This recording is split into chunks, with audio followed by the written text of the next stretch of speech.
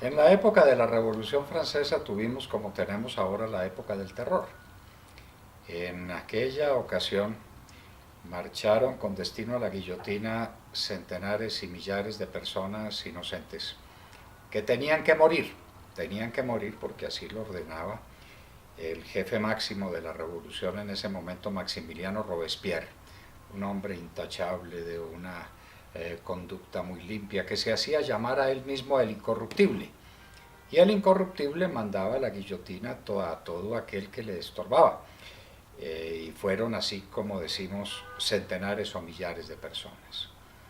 Condenadas por un tribunal tan imparcial como los de ahora, que se llamaba el Comité de Salud Pública, con pruebas tan objetivas como las de ahora, con testigos igualmente falsos, y así operaron las cosas, hasta el día en que todos los que tenían temor de ir a la guillotina se sublevaron contra Robespierre y lo mandaron a él, a ese cadalso.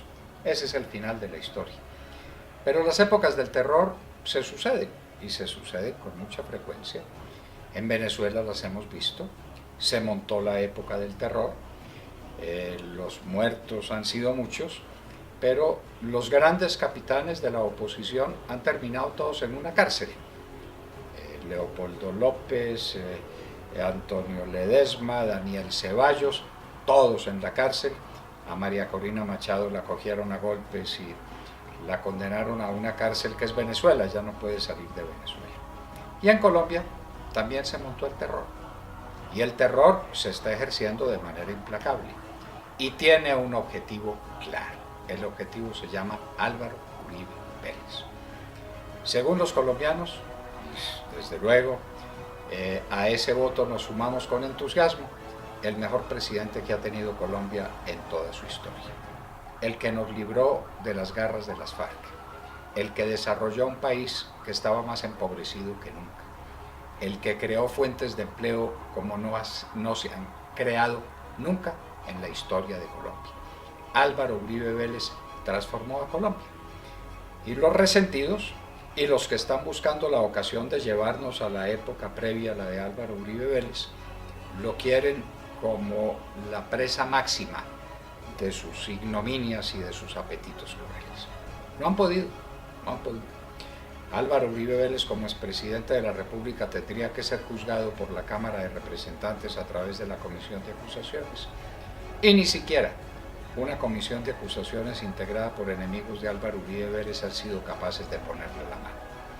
Entonces hay que adelantar un proceso de circunvalación de la figura de Álvaro Uribe Vélez hasta llegar a ella.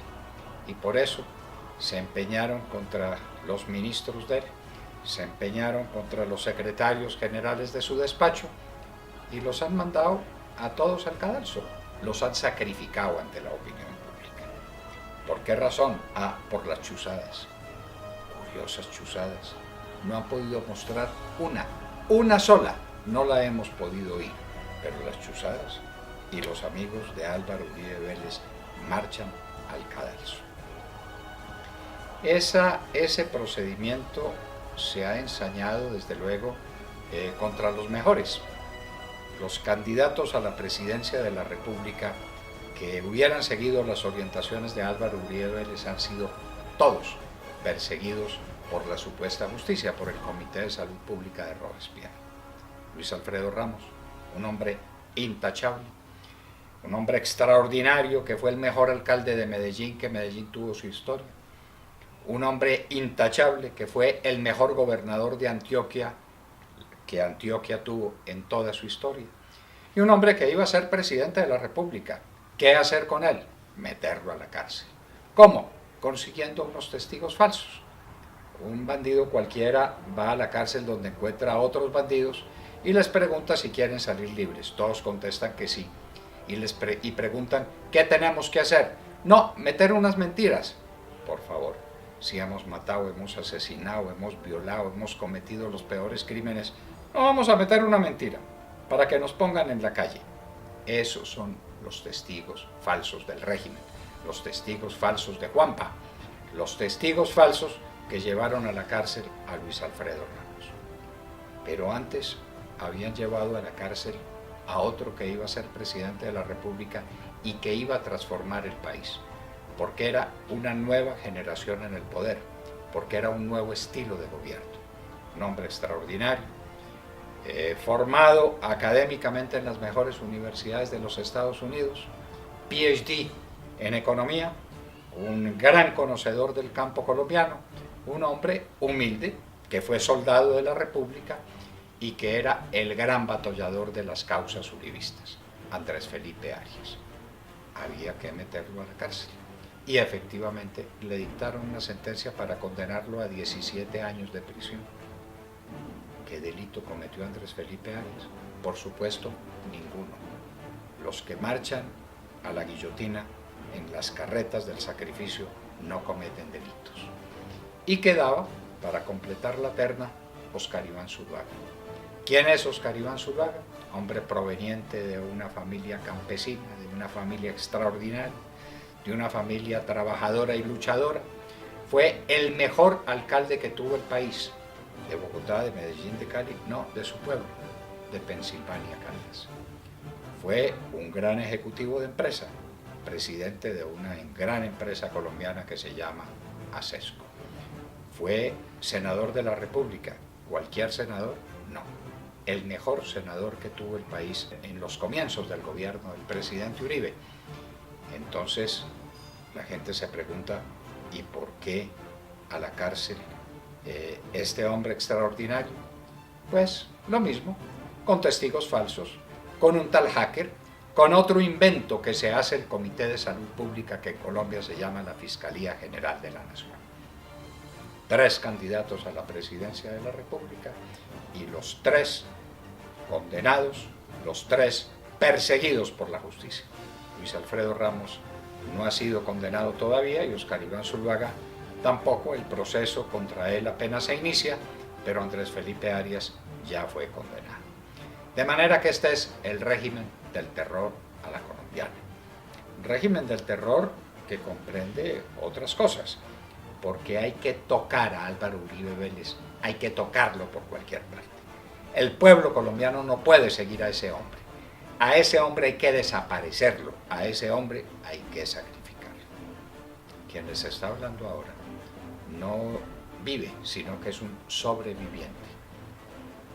Recordarán algunos, los que no lo recuerden lo deben saber, que a mí me pusieron una bomba. ¿Quiénes? Los de las FARC. Eso está absolutamente probado. ¿Y por qué? Porque tengo un programa radial, porque tengo unas columnas periodísticas y estaba diciendo lo que no convenía que se dijera. De manera que esto es o a sentencia limpia o a bomba sucia. Pero lo que es a los amigos de Álvaro Uribe Vélez, los desaparecen. Y como no ha sido suficiente, tocan a su familia.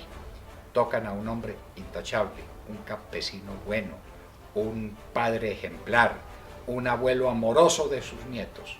Santiago Uribe Vélez, el hermano del presidente Álvaro Uribe Vélez, está en una cárcel. ¿Alguna razón? Ninguna. Procedimiento: el falso testigo. Y para terminar, son los hijos del presidente Uribe. Cargos contra ellos, que son muy trabajadores, que son luchadores, que estuvieron en este país en los momentos más difíciles del desarrollo colombiano, con especializaciones en el exterior, gente intachable. Delito ser hijos de Álvaro Uribe Vélez. Colombianos, ¿por qué este odio y por qué este sacrificio? Porque a ustedes les quieren quitar el norte, la guía, el faro que ilumine su porvenir, porque les quieren quitar la esperanza.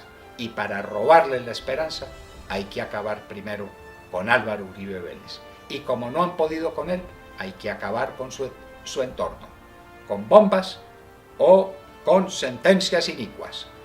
¿El objetivo, Álvaro Uribe Vélez? No, el objetivo usted, ciudadano, que se va a quedar sin guía, sin orientación, sin fe, porque antes de acabar con el país, hay que acabar con los que pueden defender al país.